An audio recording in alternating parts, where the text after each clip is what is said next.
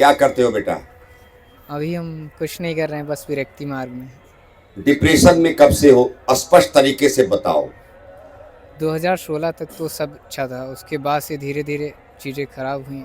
जब से मेरा ऑपरेशन हुआ तब से ज़्यादा चीज़ें किस खराब। चीज का ऑपरेशन हुआ? लीवर मैंने अपने चाचा को दान किया था। लीवर दान किए हैं चाचा को। और डिप्रेशन इरिटेशन की इस दुर्व्यवस्था कालखंड में कब से आगमन हुआ आपका? उसी ऑपरेशन के बाद धीरे धीरे। ऑपरेशन के बाद। देखो बेटा, आपकी जो जन्मपत्रिका है, इस जन्मपत्रिका में दो दुर्योग बने हैं। सबकी जन्मपत्रिका में कुछ ना कुछ कमी होती है। जी महाराज। उसी प्लेनेट के नेचर को, विशेषताओं को भोगने के लिए हम यहाँ आते हैं। 12 हाउस हैं, कोई ना कोई हाउस पीड़ित रहेगा लग्न पत्रिका में। कुछ कर्मा शेष होते हैं, तो अपने डेस्टिनी, भाग्य, अपने प्रारब्ध, पूर्व जन्म की जो संकल्पना होती है उसको लेके हम अपनी लग्न पत्रिका, जो काल पुरुष के रूप में रिप्रेजेंट करती है, उसको लेके हम आते हैं मानवीय जीवन में। जी महाराज। घबराने की आवश्यकता नहीं है। अंगारक योग, जब मंगल और राहु साथ होते हैं, ये 7वें हाउस से बना है। 7वां हाउस क्या है? यदि आप युवा अवस्था में हैं तो लाइफ पार्टनर चाहिए। 7वां हाउस पति पत्नी के सहचर जीवन को इंगित करता है। पति पत्नी के सहसंबंध के साथ शानदार जीवन को पूर्ण करने में 7th हाउस का जो लॉर्ड है उसका बेहतर होना जरूरी होता है। तो 7वें हाउस में राहु और मंगल अंगारक योग बना है, तो मंगल ही पावरफुल बनाता है। जब मंगल शानदार होता है तो इसका सामान्य स्तर से कैसे समझ पाओगे? लीडरशिप क्वालिटी होगी, हम सेनापति की तरफ ट्रीट करेंगे, किसी की बातों में नहीं आएंगे, मैन पावर युक्त रहेंगे, हमारा स्टेटस पावरफुल रहेगा। तो वहां ग्रहण लग गया, अंगारक योग बना राहु और मंगल की युति से। तो मंगल दूषित होता है, खून भी मंगल है, रक्त का कारक मंगल। ऑपरेशन का दुर्योग कब बनता है? जब मंगल पीड़ित हो जाए। कोई व्यक्ति लगातार चोट चपेट में आता हो तो मंगल गड़बड़ है, तो आपका मंगल ध्वस्त हो गया है। दूसरा क्राइटेरिया में चंद्रमा और शनि साथ बैठे हैं, इसको कहते हैं विष योग। विष योग, मानसिक संताप, नेचर में प्रैक्टिकलिटी का अभाव, आपकी लाइफ में न्याय नहीं हो रहा। तो ये समस्या थोड़े समय के लिए है। 2016 में जा रहे हो तो आपकी राहु की महादशा का प्रारंभ मार्च 2020 से है। उसके पहले मंगल की महादशा में थे।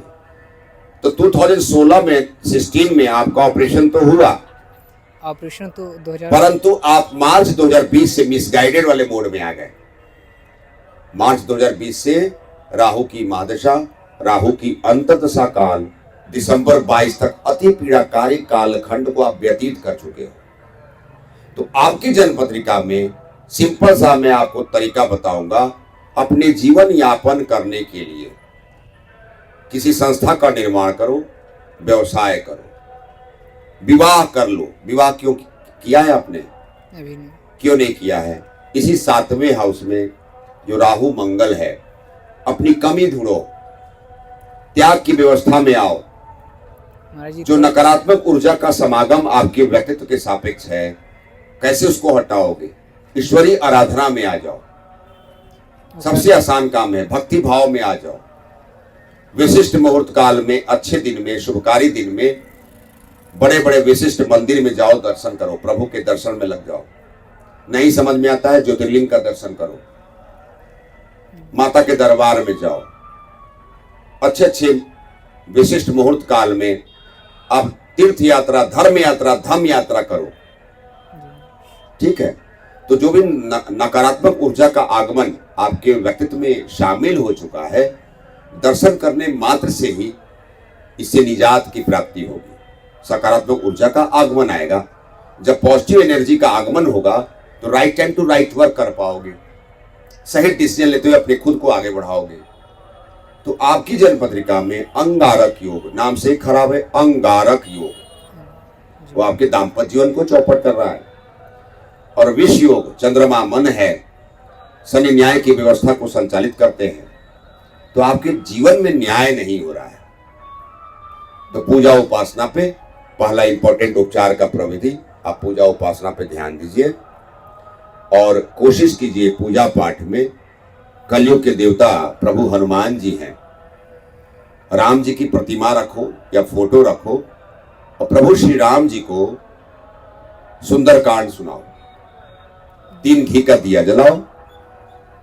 अचूक उपाय है, करके देख लो, 5 महीने करके देखो। जी महाराज। मनुष्य हारता है, भावगत तरीके से सुंदर तरीके से ट्रीट करोगे तो आत्मिक संतुलन का भाव उत्पन्न होगा। अपनी आत्मा की मजबूती के लिए क्या करोगे? प्रभु के शरण में जाओ। तो श्री सुंदरकांड का पाठ प्रभु को सुनाओ, श्री राम जी को।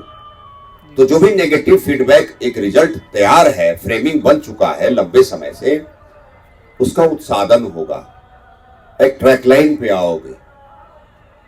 समझ गए महाराज जी? लेकिन हनुमान जी से तो हम बहुत पहले से जुड़े हैं, लगभग हम 9th में जब थे तब से जुड़े हुए, और पूजा भी करते हैं हर मंगलवार को। क्या पूजा करते हैं? जैसे कि हनुमान चालीसा, पहले तो हनुमान जी के लड्डू चढ़ा के और चालीसा कर लेते बहुत अच्छी बात है। और अब तो विशेष प्रतिदिन करते हैं पूजा राम जी की, हनुमान जी की।